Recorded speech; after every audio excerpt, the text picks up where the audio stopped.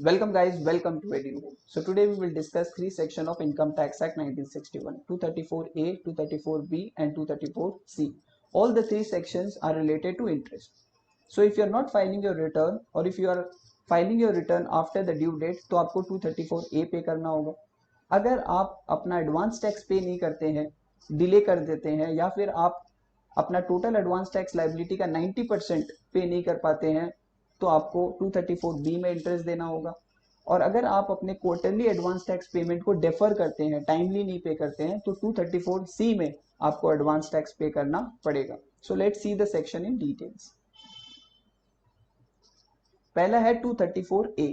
234A we all know कि अगर हम रिटर्न नहीं फाइल करेंगे टाइमली ड्यू डेट पे या फिर ड्यू डेट के बाद रिटर्न फाइल करते हैं या हम रिटर्न फाइल ही नहीं करते हैं तो हमको 234A में इंटरेस्ट देना होगा 1% पर मंथ और part of the month. Part of the month का मतलब है कि 1 और 2 डेज का डिले भी पूरा मंथ काउंट कर लिया जाएगा.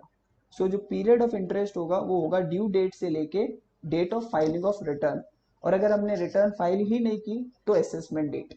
ओके, एग्जाम्पल से देख सकते हैं. अगर 2 लाख अगर आपकी इनकम टैक्स पेएबल है, 2 लाख अगर आपका टैक्स पेएबल है, आपको 31 जुलाई को रिटर्न फाइल करना था, आपने 15 सितंबर को रिटर्न फाइल किया, मतलब अगस्त और सितंबर 2 मंथ का डिले, तो आपको 2 लाख पे 1% फॉर 2 मंथ जो है इंटरेस्ट पे करना होगा 4000.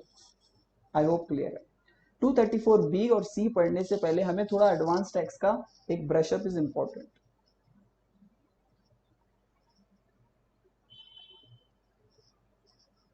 या सो एडवांस टैक्स में वी ऑल नो कि सेक्शन 208 से लेके 211 is related to advance tax. 208 says कि अगर आपका टैक्स लायबिलिटी पूरे साल भर में 10,000 या उससे ज्यादा है तो आपको एडवांस टैक्स पे करना होगा. ओके, और कैसे एडवांस टैक्स पे करना है वो 209 बताएगा. सेक्शन 210 सेज कि आपको एक्चुअली एडवांस टैक्स पे करना है and 211 gives us the due dates and rate of advance tax. Okay, so section 211 में क्या है कि 15 जून को एसएससी को अपना टोटल एस्टिमेटेड टैक्स का 15% टैक्स पे कर देना है एज एडवांस टैक्स. 15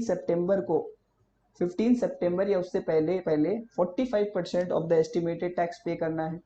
15 दिसंबर या उससे पहले पहले 75% पे करना है और 15 मार्च तक पूरा एस्टिमेटेड टैक्स पे हो जाना चाहिए. अगर आप प्रेजम्पटिव टैक्सेशन स्कीम में जाते हैं 44AD और ADA तो आपको 15 मार्च या उससे पहले पहले 100% पूरा एडवांस टैक्स पे करना है. क्लियर है. सीनियर सिटीजन को वी ऑल नो कि अगर किसी सीनियर सिटीजन 60 इयर्स और मोर रेसिडेंट जिसका कोई बिजनेस इनकम नहीं है उनको एडवांस टैक्स पे करना नहीं पड़ता. Now let's come to 234B and C.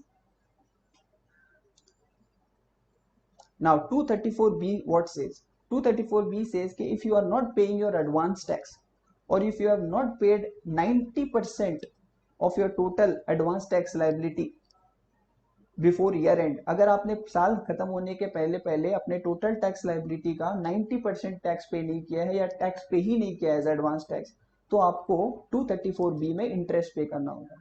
इसका पीरियड है साल खत्म होने के बाद, मतलब 1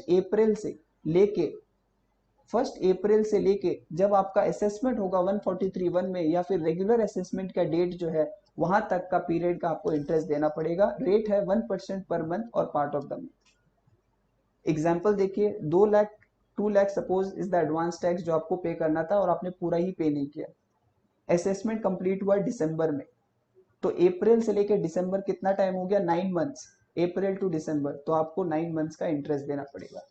अगर आपने कुछ अमाउंट पे कर दिया है 10,000 20,000 तो आपको शॉर्टफॉल पे टैक्स देना पड़ेगा. एक इंपॉर्टेंट पॉइंट यहाँ पे है कि जब हम 90% कैलकुलेट करेंगे ना तो उसमें पहले हम टीडीएस का जो डिडक्शन ऑलरेडी हो चुका है या टीसीएस कलेक्ट हो चुका है उसको माइनस कर देंगे. क्लियर है. सो बैलेंस अमाउंट का 90% चेक करेंगे. नेक्स्ट है 234C. 234C क्या है? 234C जो है वो है कि अगर आप क्वार्टरली जो पेमेंट है एडवांस टैक्स का उसको आप टाइमली पे नहीं करते, जैसे 15 जून के पहले पहले 15%, 15 सितंबर के पहले पहले 45%, 15 दिसंबर के पहले पहले 75% और 15 मार्च तक 100% आपको एडवांस टैक्स पे करना है. तो 15 जून का अगर डिले है तो आपको शॉर्टफॉल अमाउंट पे 1% पर मंथ 1% फॉर 3 मंथ्स आपको टैक्स देना होगा। 15 सितंबर में डिले हो गया फिर से, तो आपको शॉर्टफॉल अमाउंट पे 3 महीने का 1% इंटरेस्ट देना होगा। और 15 मार्च तक अगर आपने पूरा टैक्स नहीं पे किया है तो शॉर्टफॉल पे 1 महीने का आपको इंटरेस्ट देना पड़ेगा 1%।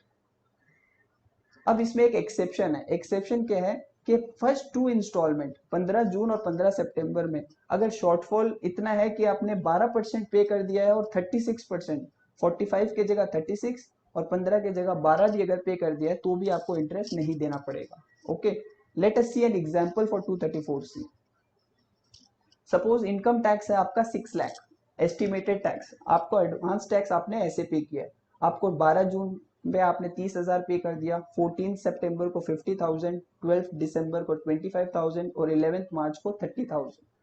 ठीक है, तो टोटल आपने 1,35,000 पे किया है एडवांस टैक्स। टीडीएस आपका 1 लाख कट चुका है ऑलरेडी, तो आपका एस्टिमेटेड टैक्स कितना है 5 लाख। तो आपको 5 लाख जो है आपका टैक्स है जिसपे आपको एडवांस टैक्स कैलकुलेट करना है। अब लेट्स कैलकुलेट, 15% ऑफ 5 लाख होता है 75,000, तो आपको 15 जून तक 75,000 पे करना था, आपने कितना किया है सिर्फ 30,000, तो डिफरेंस पे आपको इंटरेस्ट पे करना होगा 45,000 पे। देखिए 45,000 1% फॉर 3 मंथ। नेक्स्ट आ जाइए, 45% ऑफ 5 लाख काउंट कीजिए, 2,25,000, आपने पे किया है 50,000। अच्छा, ये 80,000 माइनस क्यों हो रहा है, क्योंकि कंसोलिडेटेड मतलब 15 जून और 15 सितंबर टोटल जितना आपने एडवांस टैक्स अभी तक पे किया, जैसे 30,000 प्लस 50,000 तो 80,000 माइनस होगा। सो 145 पे आपको 3 महीने का इंटरेस्ट देना होगा। 75% कैलकुलेट करेंगे 3,75,000, माइनस कर देंगे जितना ऑलरेडी आपने पे किया 1,05,000, 270 पे 3 महीने का इंटरेस्ट। एंड लास्ट में आएगा 100% जो है 5 लाख का, उसमें आपने टिल डेट 135 पे किया है, तो जो बैलेंस 240 है, I think there is some calculation mistake, so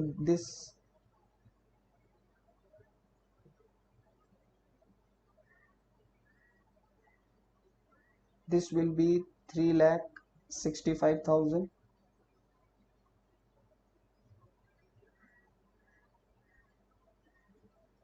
So 3,65,000 and 3,65,000 पे 1% for 1 month 10,950,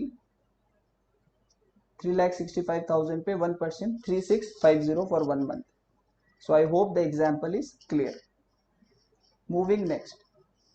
Now one small point over here, कि suppose कि if there is a capital gain income, if there is winning from lotteries, if there is a PGBP मतलब business income for the first time, आप पहली बार अपना business income पे tax दे रहे हो, या फिर डिविडेंड इनकम, ये 4 इनकम अगर आप एस्टिमेट नहीं कर पाते हो, अंडर एस्टिमेट हो जाता है और आप एस्टिमेट नहीं कर पाते हो कि ये चारों कैटेगरी में मेरा इनकम कितना होगा, तो उस केस में आपको इंटरेस्ट 234C में आपको इंटरेस्ट देना नहीं पड़ेगा, आपको इंटरेस्ट नहीं देना पड़ेगा, वो शॉर्टफॉल काउंट नहीं करेंगे।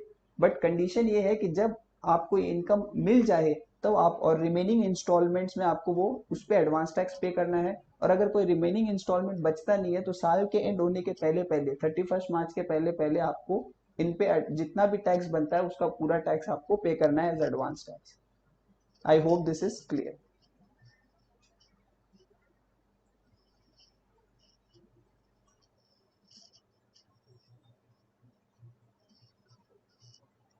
So I hope the video was helpful to you. If you have any doubt or clarification, you can connect me on these details, or you can surely write on the comment box and we can discuss. Thank you.